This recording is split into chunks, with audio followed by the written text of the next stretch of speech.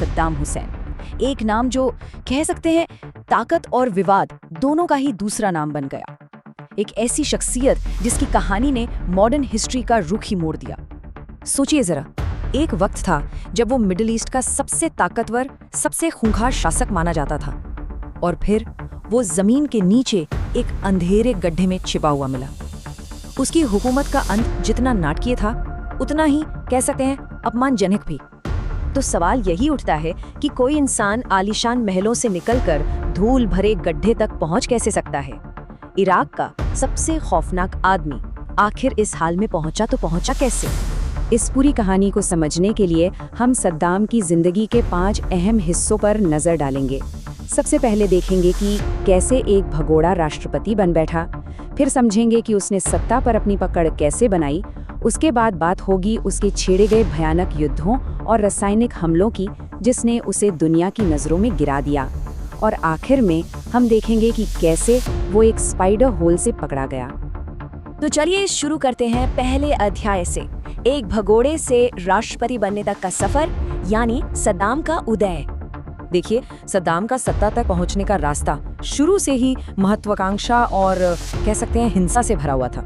1955 में एक नौजवान सद्दाम ने कट्टरपंथी बाथ पार्टी ज्वाइन करने के लिए अपनी लॉ की पढ़ाई बीच में ही छोड़ दी। फिर सिर्फ 4 साल बाद 1959 में उसने इराक के प्रधानमंत्री की हत्या की एक नाकाम कोशिश में हिस्सा लिया और रातों रात एक वांटेड क्रिमिनल बन गया। 1963 में बाथ पार्टी ने तख्ता पलट करके सत्ता पर कब्जा कर लिया और कहा जाता है कि इसमें CIA का भी हाथ था। और फिर 1968 में एक और तख्ता पलट हुआ, जिसके बाद सद्दाम का गुट पूरी तरह से कंट्रोल में आ गया और वो बन गया उपराष्ट्रपति। सोचिए, 10 साल से भी कम वक्त में एक मामूली स्टूडेंट देश का दूसरा सबसे पावरफुल आदमी बन चुका था। और एक बार जब सत्ता हाथ लगने लगी तो सद्दाम ने उसे मजबूत करने में जरा भी वक्त नहीं गवाया। यहीं से शुरू होता है हमारा दूसरा अध्याय, सत्ता पर पकड़ और एक तानाशाह का जन्म। तारीख थी 16 जुलाई 1979। इस दिन सद्दाम हुसैन इराक का राष्ट्रपति बना। ये वो पल था जब उसने ऑफिशियली देश की सबसे बड़ी कुर्सी संभाली, और इसके बाद इराक हमेशा हमेशा के लिए बदल गया। और जानते हैं, राष्ट्रपति बनने के बस कुछ ही दिन बाद उसने एक ऐसा काम किया जिसने पूरे देश में खौफ की लहर दौड़ा दी। इसे कहते हैं 1979 का टेलीवाइज्ड पर्ज, यानी टीवी पर दिखाया गया शुद्धिकरण। हुआ ये कि पहले तो पार्टी के एक बड़े नेता को स्टेज पर जबरदस्ती एक कबूलनामा पढ़ने को कहा गया। फिर सद्दाम बड़े आराम से स्टेज पर आया और ऑडियंस में बैठे 68 लोगों के नाम पढ़े जिन्हें उसने गद्दार बताया था। जैसे जैसे एक एक नाम पुकारा जाता, हथियारबंद गार्ड उन लोगों को हॉल से बाहर घसीट कर ले जाते। और आखिर में क्या हुआ? जो बाकी के डरे सहमे अधिकारी बचे थे, उन्होंने लाइव टीवी पर खड़े होकर सद्दाम को सलामी दी। मैसेज बिल्कुल साफ था, या तो पूरी वफादारी दिखाओ या फिर मौत के लिए तैयार रहो। तो सवाल है कि उसने अपनी सत्ता को बनाए कैसे रखा। खैर, इसके लिए उसने कई तरीके अपनाए। उसने मुखाबरात नाम का एक जबरदस्त खुफिया नेटवर्क बनाया जो हर एक नागरिक पर नजर रखता था। उसने अपने परिवार वालों और अपने तिक्रीती कबीले के वफादार लोगों को ही सारी बड़ी बड़ी पोस्ट पर बिठा दिया ताकि वफादारी पक्की रहे। 1972 में उसने इराक के पूरे तेल उद्योग को नेशनलाइज कर दिया, जिससे देश की अकूत दौलत पर उसका पूरा कंट्रोल हो गया। और किसी भी तरह के विरोध को कुचलने के लिए उसने धार्मिक जुलूसों पर बैन लगा दिया और शिया मुस्लिम समुदाय की पहचान को बेरहमी से दबाया। लेकिन सिर्फ सत्ता पर कब्जा बनाए रखना ही सद्दाम के लिए काफी नहीं था। वो अपनी ताकत दुनिया को दिखाना चाहता था। और यहीं से शुरू होता है कहानी का तीसरा और सबसे खौफनाक अध्याय, युद्ध और रासायनिक हमले, एक बेरहम हुकूमत की क्रूरता। इसकी शुरुआत हुई 1980 में ईरान इराक युद्ध के साथ। उसका मकसद क्या था? उसका मकसद था शत अल अरब वाटरवे पर कब्जा करना और एक फटाफट जीत हासिल करना। लेकिन असलियत क्या निकली? 8 साल तक चली एक खूनी जंग, 10 लाख से ज्यादा मौतें और इराक पर 130 अरब डॉलर का भारी भरकम कर्ज। ये एक ऐसा जुआ था जिसने इराक को तबाह कर दिया। और जब जंग में बात नहीं बनी तो सद्दाम ने सबसे खौफनाक हथियारों का इस्तेमाल किया, केमिकल वेपन्स यानी रासायनिक हथियार। ये उसके सबसे घिनौने युद्ध अपराधों में से एक था।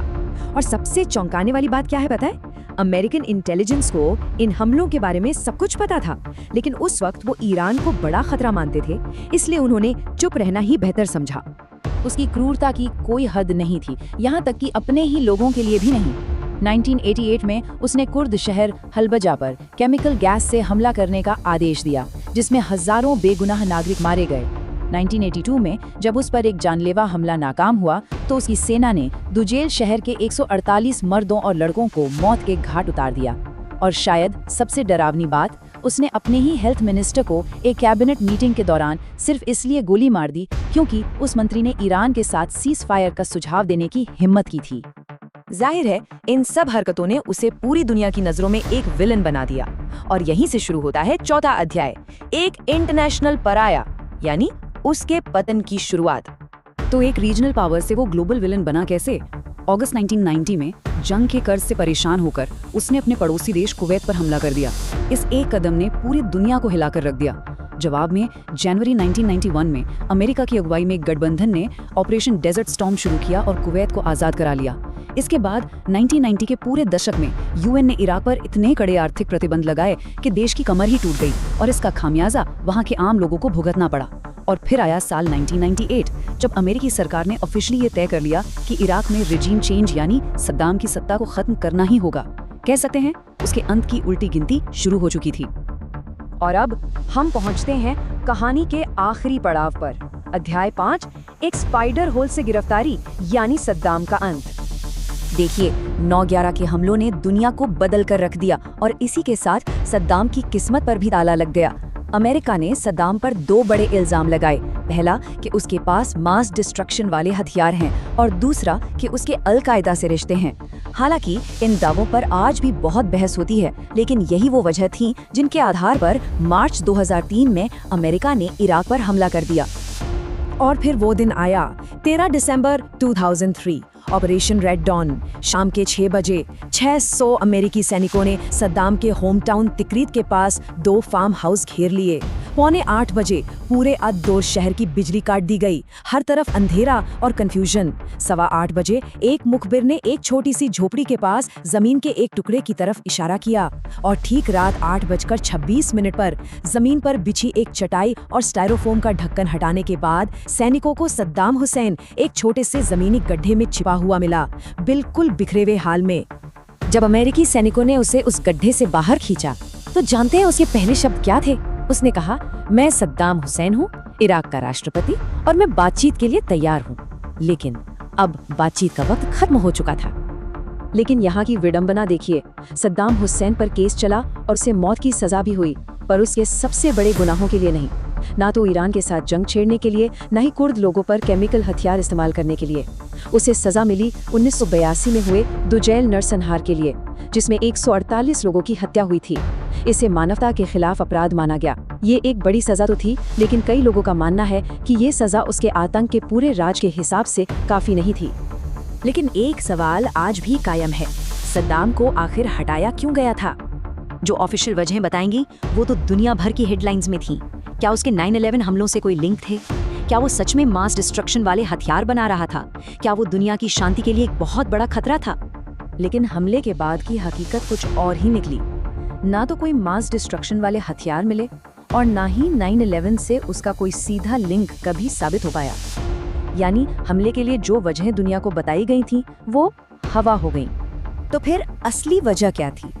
शायद इसका जवाब हमें अमेरिका के farmer federal reserve chairman Alan Greenspan के एक बयान में मिलता है। उन्होंने साफ साफ कहा था, सद्दाम का हटना दुनिया के तेल बाजार के लिए जरूरी था।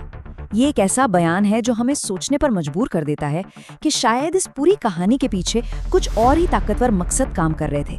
जियोपॉलिटिक्स, इकोनॉमिक्स और पावर की एक ऐसी उलझी हुई कहानी जिसका अंत एक तानाशाह के मिट्टी के गड्ढे में हुआ।